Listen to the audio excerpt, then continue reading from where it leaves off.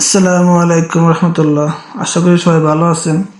আজকের টপিক হচ্ছে বাংলাদেশের রাজনৈতিক দলগুলোকে নিয়ে, বিশেষ করে চরমোনাই এবং বাকি 10 দলকে নিয়ে। শেষ পর্যন্ত ইসলামী আন্দোলন বাংলাদেশ 11 দলীয় জোটের সঙ্গী হয়নি। এটা নতুন কিছু না। বিশেষ করে চরমোনাই সবসময় এটা করে আসছে। যখনই সকল ইসলামী দলগুলো দেশের স্বার্থে একমত হয়েছে, তারা মুনাফিকি করেছে। দেশের সাধারণ মুসলমানদের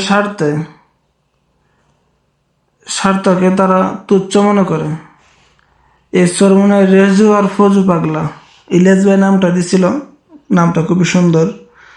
আমি বলবো আমার দিক থেকে তাদেরকে জনসাধারণ খুব সুন্দর করে তারা জবাব দেবে 12ই ফেব্রুয়ারিতে। তারা কয়শো আসন পায় এবং কয়শো আসন তারা দখল করবে সংসদে গিয়ে দেখা যাবে। এর আগে হাসিনার সময় সে এই চরমোনাই নির্বাচন করে হাসিনাকে বৈধতা দিতে আপ্রাণ চেষ্টা করে গেছে। যদিও তখন ছাত্রলীগ মায়ের দিয়া চেহারা বসকা দিছিল, কিছু মুনাফিকের ফল তারা পাইছিল, তারপরে আরো কিছু বাকি রয়েছে। আপনি দেখবেন চরমোনায় যতগুলো অন্ধভক্ত আছে এসব বিশ্বাস করবে না। তবে একটা উদাহরণ দেই, সে গত 18 বছর বলেন বা তারও বেশি তার বরিশাল বিভাগের কোনো একটা আসন পেয়েছিল কি? তার জন্ম, কর্ম সবকিছু তো এখানে। তার অন্ধভুক্ত আছে, কি অবস্থা হয়েছে তা দেখেন তো, একটু জব দিয়েন তো যে কয়টা আসন পাইছে চরমোনাই বরিশালের দিকে। দিন শেষে আমি মনে করি যে জামায়াতের জন্য বড় ভালো হয়েছে এই মুনাফিকি দল চরমোনাই না থাকার জন্য। সবাইকে ধন্যবাদ, ভালো থাকবেন।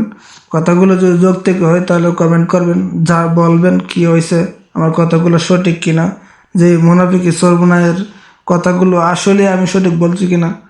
কারণ চরমোনাই নিয়ে আমার বহুত গবেষণা হয়েছে। আমি যখন মাদ্রাসায় লেখাপড়া করতাম তখন থেকে আমি দেখছি চরমোনাইয়ের অবস্থান, আর সবসময় এমনই করে আসছে। আশা করি সামনে আরো করব। এইভাবে যদি বিভক্ত করে তারা ইসলামের সাধারণ বাংলাদেশে যে সব মুসলমান, এগুলো কোনো প্র্যাকটিক্যাল বা কোনো না, এত জানাশোনা কোনো দল না বা কোনো নাই। যারা সে সাধারণভাবে খুব চলাফেরা, কারণ নিম্ন আয়ের দেশ বাংলাদেশ এমনই হয়। তো সবাই ভালো থাকবেন আশা করি।